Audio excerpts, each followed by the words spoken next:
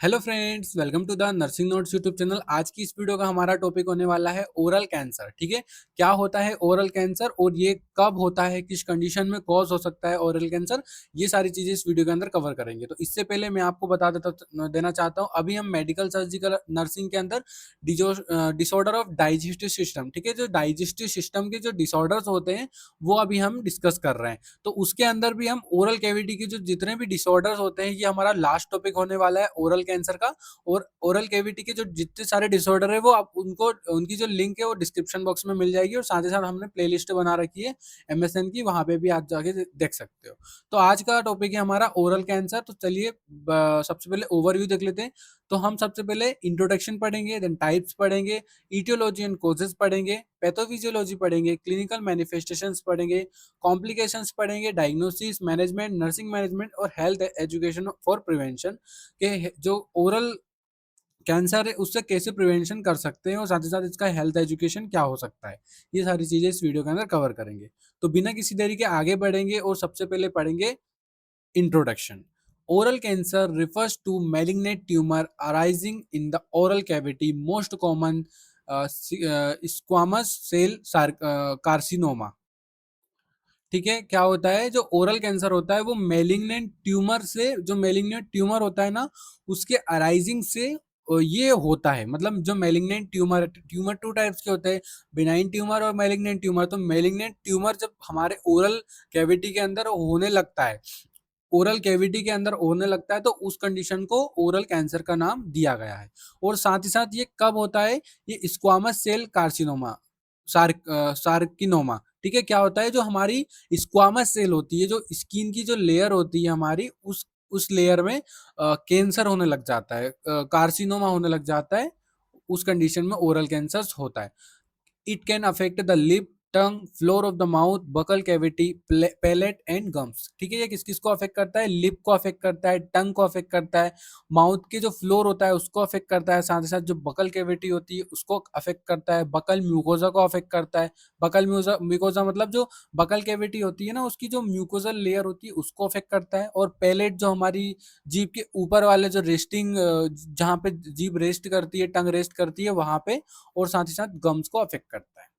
Oral cancer is a major health problem worldwide, particularly in a population with high tobacco and alcohol use। ठीक है, oral cancer बहुत एक common problem है पूरे world wide में, और ये ज्यादातर किससे फैलता है, तंबाकू और एल्कोहल के यूज से ज्यादातर फैलता है। Early detection is a crucial is late diagnosis lead to poor prognosis. ठीक है, अगर इसको जल्दी से डिटेक्ट कर लिया जाए तो ये ठीक हो सकता है, लेकिन अगर इसको जल्दी ठीक नहीं, मतलब जल्दी से डिटेक्ट नहीं किया जाता है तो ये फिर बहुत ज्यादा फैल जाता है। देखो मैं आपको पिक्चर्स में बता देता हूँ। जो ओरल कैंसर होता है, देखो ये टंग है ना, टंग के अंदर ये कैंसर हो गया। जो स्किन की जो लेयर है, स्क्वामस लेयर, या म्यूकोजल लेयर भी बोलते हैं इसको, तो ये पूरी डैमेज हो जाती है। स्किन की सेकंड जो म्यूकोजा होता है वो भी डैमेज हो जाता है। और ये आउटर में, ये आउटर और ये इनर, ठीक है, ऐसे हो जाता है कैंसर, ओरल कैंसर। ठीक है, इस टाइप से। ये देखो ये कितना गंदा दिख रहा है, और अभी ये सिर्फ दिखने में ऐसा लग रहा है, सोचो जिस इंसान को होता होगा उसका क्या होता होगा। और ये ज्यादातर एल्कोहल और एल्कोहल से कम ही होता है, लेकिन जो तंबाकू होता है उससे बहुत ज्यादा होता है। और ये साथ ही साथ क्या होता है, जब हम ओरल हाइजीन अच्छे से नहीं रखते हैं, लाइक ब्रश वगैरह नहीं करते हैं 3 दिन 4 4 दिन तक, तो उस कंडीशन में भी कोज होने के चांस। टाइप्स देख लेते हैं। तो स्क्वामस सेल सार्किनोमा, मैंने आपको बता ही दिया, स्क्वामस सेल सार्किनोमा। ये बहुत ज्यादा रेयर, मतलब बहुत ज्यादा यही होता है 90% में। Varicose Sarki sorry carcinoma, slowing growth, वार्टी अपीरियंस। ठीक है, ये क्या होता है, बहुत धीरे धीरे ग्रोथ करता है, और ये मतलब अपीरियंस मतलब ज्यादा लंबा तक रहता है। माइनर सलाइवरी ग्लैंड ट्यूमर, ठीक है, minor salivary gland tumour rare condition में होता है। Lymphoma of oral cavity, rare associate with immunosuppression. जो इम्यूनो सप्रेशन वाले जो पेशेंट होते हैं, लाइक जिनको HIV एड्स है, उनको ये देखने को मिलता है। और देन लास्ट जो हमारा टाइप्स है ओरल कैंसर का, melanoma of oral cavity, very rare और अग्रेसिव। ये वेरी रेयर मतलब बहुत रेयर कंडीशन में होता है, लेकिन अग्रेसिव होता है, बहुत जल्दी फैलता है अगर हो जाता है तो। देन ये ईटियोलॉजी और कॉजेज देख लेते हैं। तो सबसे पहले तंबाकू एंड अल्कोहल यूज से, लाइफस्टाइल एंड एनवायरमेंटल फैक्टर से, डाइटरी एंड न्यूट्रिशनल फैक्टर्स और साथ ही साथ जेनेटिक एंड सिस्टमिक फैक्टर से हमें ओरल कैंसर होता है। तो सबसे पहले तंबाकू एंड अल्कोहल में स्मोकिंग से, लाइक सिगरेट, पाइप्स और जो सिगार्स होते हैं, लाइक सिगार्स क्या होता है ये तो मुझे भी नहीं पता, आप कमेंट बॉक्स में बता सकते हो मुझे कि सिगार्स क्या होता है। और स्मोकलेस तंबाकू, स्मोकलेस तंबाकू में लाइक च्युइंग तंबाकू, बेटल, क्वीड और गुटखा, ये इससे होता है oral cancer. Excessive alcohol consumption, ठीक है, अगर ज़्यादा मात्रा में एल्कोहल का कंजप्शन हो तो हो सकता है oral cancer. Lifestyle and environmental factors में पुअर ओरल हाइजीन के कारण, chronic irritation like sharp teeth या डेंचर्स के कारण, यूवी एक्सपोजर, लिप कैंसर हो सकता है यूवी एक्सपोजर से, HPV virus like HPV infection like human papilloma virus, specially HPV 16। Dietary and nutritional factors के अंदर deficiency of vitamin A, C, E and iron, इनकी कमी से भी हो सकता है। High consumption and prevention, sorry preserve and smoked food, ठीक है, जो ज्यादा मात्रा में कंजप्शंस होते हैं लाइक प्रिजर्व फूड होते हैं और स्मोक्ड फूड होते हैं, उनसे भी हमें ओरल कैंसर हो सकता है। जेनेटिक एंड सिस्टमिक फैक्टर्स के अंदर क्या क्या आ जाता है, फैमिली हिस्ट्री कैंसर, ठीक है, अगर फैमिली में किसी को कैंसर है तो होने के चांसेस है बच्चे को भी। इम्यूनो सप्रेशन, जो पेशेंट होते हैं लाइक एचआईवी और एड्स से जो सफर कर रहे हैं उनको हो सकता है। Chronic inflammatory oral region, like chronic जो इन्फ्लामेशन हो जाता है ओरल रीजन में, तो उस कंडीशन में भी ओरल कैंसर होने के चांसेस है।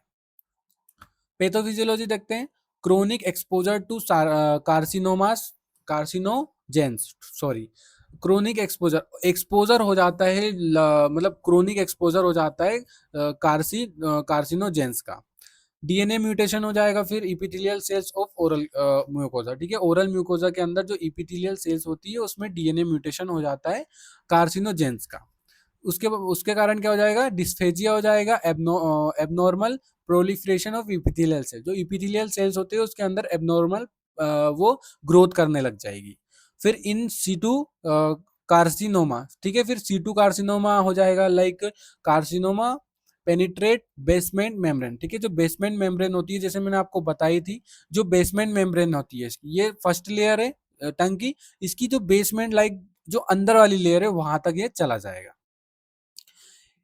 इनसिव sorry invasive carcinoma like malignant cells infiltrate connective tissue and spread to lymph node, ठीक है, जो लिम्फ नोड होता है वहां तक स्प्रेड हो सकता है। और मेटास्टेटिस हो जाएगा via lymphatic system to cervical lymph node rarely in distant organs, ठीक है, फिर क्या लिम्फेटिक जो सिस्टम होता है वहां पे भी चला जाएगा और सर्वाइकल लिम्फ नोड होने की चांसेस है। फ्लो चार्ट से हम समझ लेते हैं। तो सबसे पहले क्या होता है, क्रोनिक इरिटेशन होगी। क्रोनिक इरिटेशन कैसे, लाइक हमें जो डेंचर्स लगे हुए दांत के अंदर उससे हो सकता है, या फिर ओरल पुअर ओरल हाइजीन के कारण हो सकता है, जो क्रोनिक इरिटेशन कोज कर सकता है माउथ के अंदर, और जो तंबाकू होता है उससे। फिर उसके बाद क्या होगा, कार्सिनोजेंस जो होते हैं उसका म्यूटेशन हो जाएगा, डीएनए म्यूटेशन, डीएनए म्यूटेशन हो जाएगा। फिर डीएनए म्यूटेशन से डिस्फेजिया हो जाएगा, डिस्फेजिया से carcinoma in situ, carcinoma in situ हो जाएगा। फिर इन्वेसिव एससीसी और लिम्फेटिक स्प्रेड हो जाएगा। क्लिनिकल मैनिफेस्टेशन के अंदर नॉन हीलिंग अल्सर और ग्रोथ इन ओरल कैविटी, ठीक है, नॉन हीलिंग अल्सर हो जाएंगे और ओरल कैविटी के अंदर एक ग्रोथ होने लग जाएंगे, मतलब ज्यादा मात्रा में फैलने लग जाएंगे, ये एक साइलेंट सिम्टम है। रेड और वाइट और मिक्स्ड लेजन्स, ठीक है, रेडनेस हो जाएगी, वाइट पेचेस देखने को मिलेंगे और मिक्स्ड लेजन हो जाएगा। पेन और tenderness in advanced stage, pain होने लग जाएगा, टेंडरनेस लगने लग जाएगा माउथ के अंदर एडवांस स्टेज के अंदर। डिफिकल्टी च्यूइंग, ठीक है, चबाने में प्रॉब्लम होने लग जाएगी, लाइक स्वेलिंग और स्पीकिंग, निगलने में, चबाने में और बोलने में प्रॉब्लम आने लग जाएगी। ब्लीडिंग फ्रॉम लीजन्स, ठीक है, लीजन्स जो होते हैं हमारे माउथ के, जो लीजन्स होते हैं उसके अंदर से ब्लीडिंग होने लग जाएगी। फाउल माउथ ओडर, ओडर, ठीक है, फाउल माउथ ओडर होने लग जाएगा। नंबरनेस एंड पेरेस्थीसिया ऑफ टंग और लिप्स, स्वेलिंग और palpable cervical lymph node and weight loss in advance disease, ठीक है, एडवांस डिसीज हो गई है तो वेट लॉस भी देखने को मिल सकता है। कॉम्प्लिकेशंस, क्या क्या कॉम्प्लिकेशन देखने को मिल सकती है ओरल कैंसर के कारण, तो लोकल टिश्यू डिस्ट्रक्शन हो जाएगा, जिसके कारण खाने में, बोलने में और साथ ही साथ निगलने में प्रॉब्लम होगी। Metastasis in cervical lymph node and distant organ, ठीक है, जो ऑर्गन्स होते हैं माउथ के, ऑर्गन माउथ से और दूसरे ऑर्गन होते हैं वहां तक फैल सकता है ये। और जो सर्वाइकल लिम्फ नोड है उसके अंदर मेटास्टेटिस हो जाएगा। Secondary infection due to ulcerated lesion, ठीक है, अल्सर अगर ज्यादा मात्रा में फैल गया तो सेकेंडरी इन्फेक्शन होने के चांसेस है, लाइक वो दूसरे जो फेरिंग्स वगैरह है उनको भी अफेक्ट कर जाएगा। Malnutrition and weight loss देखने को मिल सकता है। Psychosocial impact like disfigurement, depression and social withdrawal देखने को मिल सकता है। डायग्नोसिस में हिस्ट्री लाइक तंबाकू, एल्कोहल यूज, क्रोनिक इरिटेशन और ड्यूरेशन ऑफ लेजन्स, ये सारी चीज चेक करेंगे। फिजिकल एग्जाम के अंदर inspection and palpate lesion surrounding tissue and cervical lymph node, ये सारी चीजें फिजिकल एग्जामिनेशन के अंदर चेक करेंगे। लेबोरेटरी इमेजिंग के अंदर बायोप्सी करेंगे। बायोप्सी का मतलब ये होता है कि जो माउथ की जो इसकी, लाइक मैंने अभी पिक्चर्स में बताया था कि जो टंग है उसके अंदर हो रहा है कैंसर, तो वो जो कैंसर हो रहा है उस वाली जगह को, या फिर अल्सर हो रहा है उस वाली जगह को, स्किन को थोड़ा सा निकाला जाता है और वो लेब के अंदर टेस्ट होता है, उस कंडीशन को बायोप्सी कहा जाता है। और सीटी स्कैन, एमआरआई स्कैन कराएंगे। PT scan like evaluate metastasis कितने मात्रा में हो रहा है, इवालुएट करते हैं पीटी स्कैन से। देन ब्लड टेस्ट करवाएंगे, CBC, liver and kidney function test. Special test में brush cytology, toluidine, blue staining of screening, ये स्पेशल टेस्ट के अंदर होता है। देन मैनेजमेंट के अंदर मेडिकल एंड सर्जिकल मैनेजमेंट में हम सर्जरी करवाएंगे, like primary treatment of localized lesion, ठीक है, सबसे पहले प्राइमरी ट्रीटमेंट करवाएंगे लोकलाइज्ड लीजन में, लाइक जो ओरल केविटी है उसके अंदर जो लोकलाइज्ड जो लीजन हो रहा है उसके अंदर पहले ट्रीटमेंट करवाएंगे। अगर ट्रीटमेंट से सही नहीं हुआ तो फिर सर्जरी के लिए बोलेंगे। Wide local excision of tumour, ठीक है, जो ट्यूमर हो रहा है उसको सीजर के द्वारा निकाला जाता है, सर्जरी के द्वारा निकाला जाता है। Neck dissection of lymph node involvement, अगर लिम्फ नोड इन्वॉल्वमेंट है तो उसको भी निकाला जाएगा, डिस्ट्रक्शन किया जाएगा, डिसेक्शन सॉरी, उसको अलग, पार्ट को अलग किया जाएगा। रेडियोथेरेपी करवाएंगे, primary on adjunct to surgery, और external beam of brachytherapy, ठीक है, ये करवाएंगे रेडियोथेरेपी के अंदर। कीमोथेरेपी आपको पता ही है, कैंसर के लिए कीमोथेरेपी दी जाती है। और टारगेट थेरेपी और इम्यूनोथेरेपी दी जाती है। टारगेट थेरेपी, इम्यूनोथेरेपी के अंदर क्या होता है, जो एडवांस केस होता है उसके अंदर EGFR इनिबिटर्स दिया जाता है, लाइक सीटुक्जी मैप जो ड्रग है वो दिया जाता है थेरेपी के अंदर। डेंटल और ओरल केयर मैनेजमेंट के अंदर pre treatment dental evaluation to prevention osteoradionecrosis, ठीक है, ओस्टिया डियो नेक्रोसिस अगर हो रही है तो उसको प्रिवेंशन के लिए हम डेंटल इवालुएशन करेंगे, लाइक उसको डेंचर्स जो वगैरह है तो वो सारी चीज़ों की वजह से तो नहीं हो रहा है, ये सारी चीज़ें चेक करेंगे। Maintain oral hygiene during treatment, ठीक है, ट्रीटमेंट के दौरान ओरल हाइजीन को मेंटेन करके रखना है। मैनेज म्यूकोसिटिक और जीरोस्टोमिया एंड सेकेंडरी इन्फेक्शन को मैनेज करेंगे। डाइटरी मैनेजमेंट के अंदर हाई प्रोटीन और हाई कैलोरी डाइट देंगे पेशेंट को। सॉफ्ट और PERT food in case of painful lesions, ठीक है, इसमें हम सॉफ्ट फूड देंगे पेशेंट को। एडिक्वेट हाइड्रेशन, हाइड्रेशन को एडिक्वेट करवाएंगे। देन साथ ही साथ अवॉइड इरिटेंट, जो स्पाइसी, एसिडिक और रफ फूड होते हैं उसको अवॉइड करवाएंगे। नर्सिंग मैनेजमेंट के अंदर assist oral cavity lesions regularly for size, colour and bleeding, ये सारी चीज़ असेसमेंट करेंगे। एजुकेट पेशेंट को एजुकेट करेंगे तंबाकू और एल्कोहल के बारे में कि ना ले। एडमिनिस्ट्रेशन प्रिस्क्राइब मेडिकेशन, ठीक है, लाइक जो मेडिसिन जो प्रिस्क्राइब की गई है डॉक्टर के द्वारा वो देंगे हम, लाइक एनाल्जेसिक जो पेन रिलीफ के लिए होती है, एंटीबायोटिक और एंटी फंगल जो ड्रग्स होते हैं वो सारी ड्रग्स हम एडमिनिस्ट्रेशन करेंगे।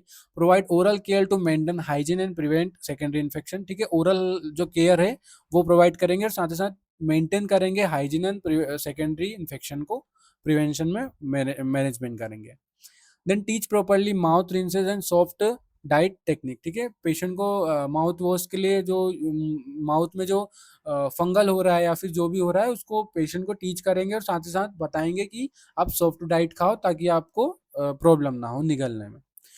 Monitor nutritional status and supportive feeding if requirement, ठीक है, मॉनिटर करता रहना न्यूट्रिशनल स्टेटस को और सपोर्ट फीडिंग इफ रिक्वायर्ड, अगर वो नहीं खा पा रहा है तो फीडिंग करा सकते हैं, लाइक जो ट्यूब होती है उसके द्वारा। Assist with psychological support due to disfigurement और स्पीच प्रॉब्लम। ठीक है, अगर स्पीच प्रॉब्लम हो रही है, डिसफिगरमेंट हो रहा है, तो उसको साइकोलॉजिकल सपोर्ट प्रोवाइड करेंगे। Prepare patient and family for surgery, radiotherapy and chemotherapy. अगर ज़्यादा मात्रा में उसको ट्यूमर हो गया है या फिर कैंसर हो गया है, तो पेशेंट और साथ ही साथ उसकी फैमिली को प्रिपेयर करेंगे कि अब इनकी सर्जरी होने की है, या रेडियोथेरेपी होगी या कीमोथेरेपी होगी, ये सारी चीज़ें।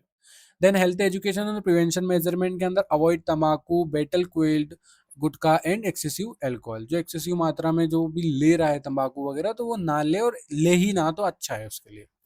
Maintain good oral hygiene, good oral hygiene पे ध्यान देना है और उसको मेंटेन करके रखना है।